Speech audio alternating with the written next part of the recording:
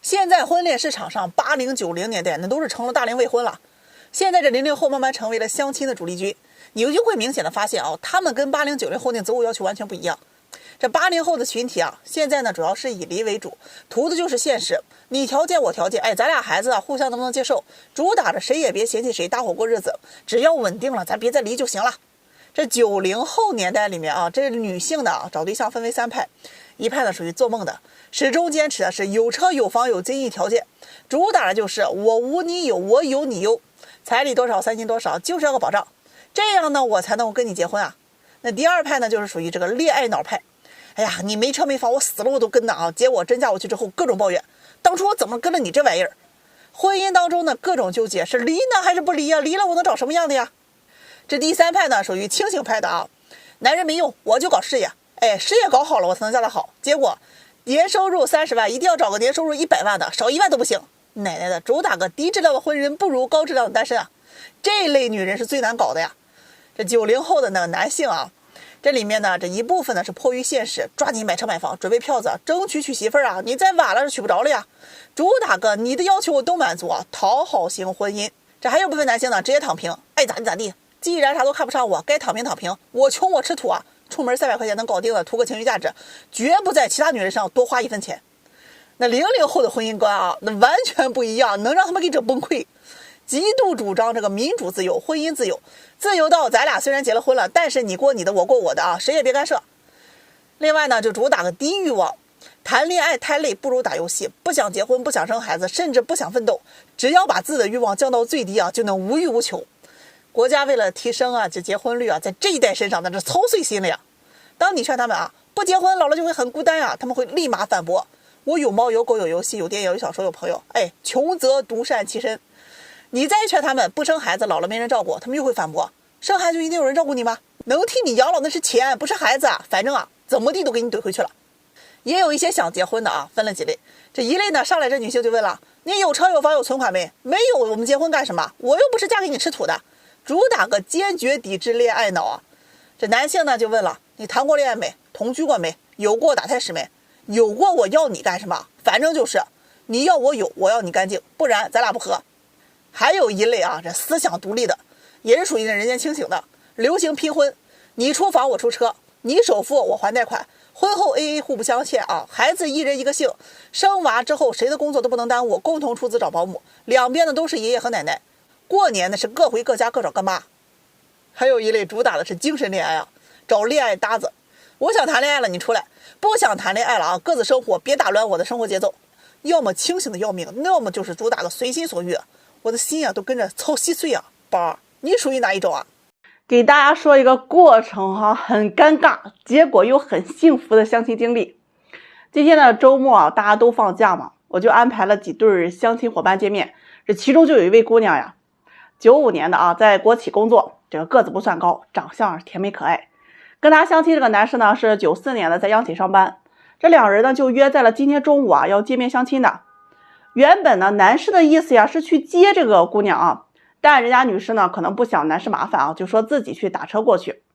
中午呢男士是早早就到了约定的餐厅，女士那边呀是原本啊准备打车的，但是一看吃饭的地方离自己家那么近，打车又特别浪费钱，起步呀就要小10块了，这个等公交呢又慢，于是呢他就骑着他妈妈的电动车呀去餐厅。这个电动车就是那款啊特别老的那一种，用了10多年了，你就能想象到这个新旧程度了。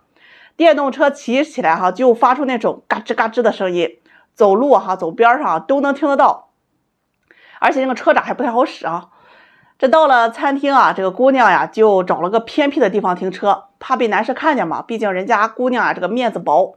这进去餐厅啊就给男士打电话，看到男士在角落里啊等他了，就这样两人呢就顺利的见面了。吃饭过程呢也算是比较顺利啊，原本的男士啊想点4、5个菜，但是这姑娘呢就觉得有些浪费啊，就要了2个菜1个汤，一人呢1碗面条啊就吃了起来。这个男士啊就通过这一点就对这个女士的印象特别好，两个人呢从工作聊到生活，聊到这个家常啊，姑娘呢也是越聊越开心，男士这边也特别绅士啊，给女士又倒水啊又夹菜，也是嘘寒问暖。原本呢想着一切都是很顺利的，回家之后啊两人就慢慢发展感情嘛。老天爷啊，他一般都不太会随你的心意。接着就发生了很尴尬的下面这一幕。这吃完饭呀，男士说送姑娘回家，这姑娘就想着呀，哎呀，我电动车还在外面，对吧？赶紧就说呀，不用了，不用了，又很好面子的就说啊，自己叫车了啊，这车等会儿啊就来。就这样呢，男士啊是先走，女士在店里啊去留意着男士走了之后啊，就赶紧出门去找自己的电动车。饭店门口啊是有那种停车的这个门禁杆的啊，有车的大家可能都知道，就是车出去啊都是要扫码交费的，在门禁杆旁边有一个这个行人可以走的通道。这个姑娘就骑着这个电动车呀，裙子啊全部挽起来，坐在屁股底下啊，伴随着这个车子嘎吱嘎吱的伴奏。刚刚骑到门禁杆的边上啊，就听到一个男士啊给她打招呼，我们又见面了呀。姑娘回头啊，就看见相亲男士啊在车里啊正在扫码付停车费。她呢赶紧啊把裙子给揪下来，就特别尴尬的笑笑说啊，你还没走啊？男士呢就说呀，我刚才有事儿来。这付完钱出来之后啊，男士就很高情商的说了一句话，顿时让这个女士呀是好感爆棚。男士就说呀，哎呀，你看你真聪明啊，骑个电动车比开车快多了，还凉快。女士听完呢就很尴尬的笑了笑说，哎，对呀，我家也近，骑个电动车呀一会儿就到了。说完呢，这个姑娘呀就赶紧啊就说了个再见啊，骑着电动车嘎吱嘎吱嘎吱的就回家了。哎呀，那一路上啊她就觉得太尴尬太丢人了。回到家之后啊，这个姑娘是欲哭无泪啊，谎言被揭穿，觉得太丢人，而且骑个电动车呀也太跌面了。她不好意思联系男士啊，就把这个过程跟我说了，说自己啊把相亲给搞砸了啊，自己啊很喜欢男士，但是啊男士应该啊不喜欢她了。我听完真的是哭笑不得呀。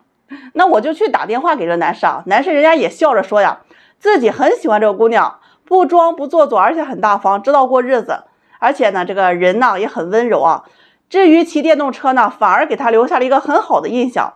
男士说呀，自己喜欢她，而且这个姑娘呀我追定了。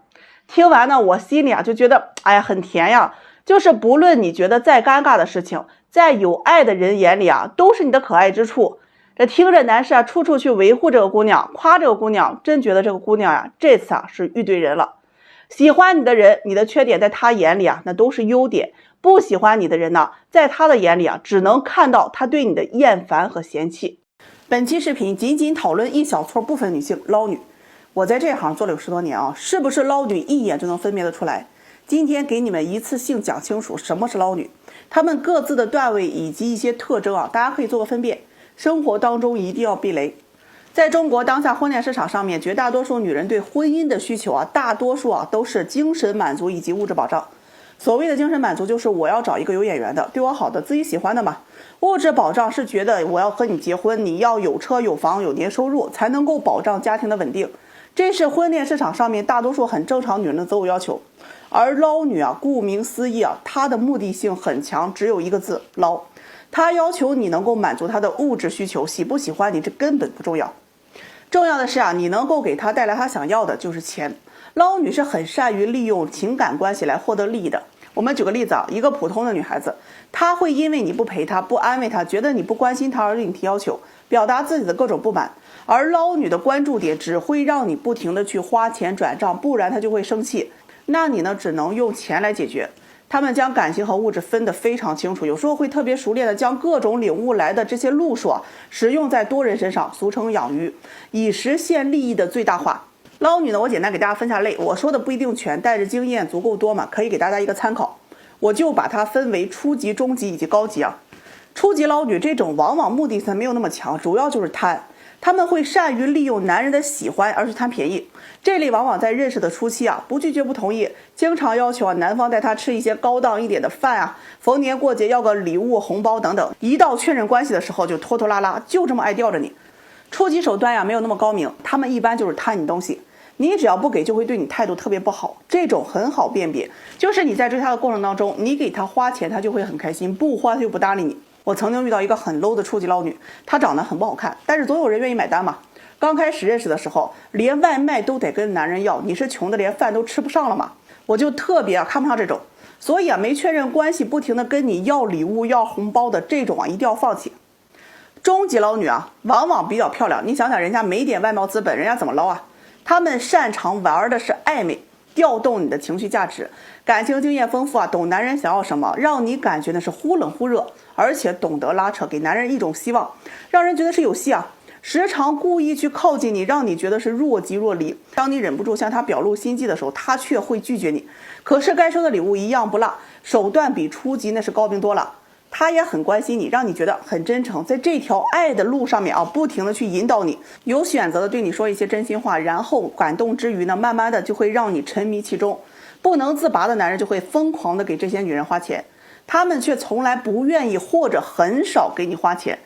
他们比初级捞女那可聪明多了，会给你一些小恩小惠，给你点希望，让你能够继续付出。尤其是在一些特定节假日到来之前，情绪不好呀、失落呀等等啊，各种理由需要一些红包安慰。而初级捞女啊，往往态度就不咋地了，你喜欢我，你自愿嘛。这高级捞女啊，一般男人呢是没有抵抗力，尤其是那些好色的，他们往往都是非常漂亮的，可以满足男人的性幻想。那朋友圈的照片呢，拍的是又纯又欲，哎呀，屁股和胸啊，总要有一个对着镜头。配文呢都是仰望45度的忧伤，没事呢都会晒晒健身房、美食、下午茶，空了就要去做做保养啊，整个医美。他们高明在哪里啊？特别会装，会装傻、装清纯、装柔弱，在你面前呢是毫无保留把自己的弱点展现给你看，哎呀，动不动就要哭一哭啊，然后激发起你这种保护欲和拯救他之后的成就感。先把自己的这些柔弱的点完全暴露给你，让你知道他现在是脆弱不堪的，然后就会引导你去安慰他，给他一些细心的温暖，这样他就能够准确的抓住你的把柄。一般男的呀，没有得到女人这一套对待的，通通乖乖就范，为他鞍前马后，然后他会慢慢的在引导你付出，制造沉没成本。金钱就是捞女制造的沉没成本，男人前期投入越大，他越难离开捞女。这类女人他们重点瞄准的是部分中产男，他们是中产男眼中的白富美。有些中产男会下血本去追求捞女，并且诚心的去求婚。高段位的捞女也会与中产男去结婚，前提是房子加名、豪车、彩礼，这是捞女的融资型婚姻。即使你付出了再多，大概率最后也会面临各种分手。他们会为了分手时将情感的包袱甩给男人，必然会找出男人的弱点进行精准打击。当男人还在失意的牢笼当中自怨自艾的时候，他已经开始准备往另一个人的怀抱当中走了。现在婚恋市场上还有一条灰色的产业链，就是教女人如何做捞女。那些一个月让男人给他们花30万的女人来做老师各种课程、各种话术，他们教学的第一步就是筛选，要在初期让男人主动给你花钱，不给你花你就不开心，这段关系就及时的去断掉。你想要分辨出来捞女就记住一条，他们从来都是奉行金钱至上的原则，没有了金钱的供给那自然而然就悄然而去好的感情不会只围着钱来去赚的，人家好姑娘会明事理，不舍得给你花钱，懂得礼尚往来知分寸，或者不喜欢你会尽快拒绝。爱人先爱己，责人先责心人这辈子你会遇到的人很多的，不对的人及时撤退，一切都可以重新开始的。宝，再见。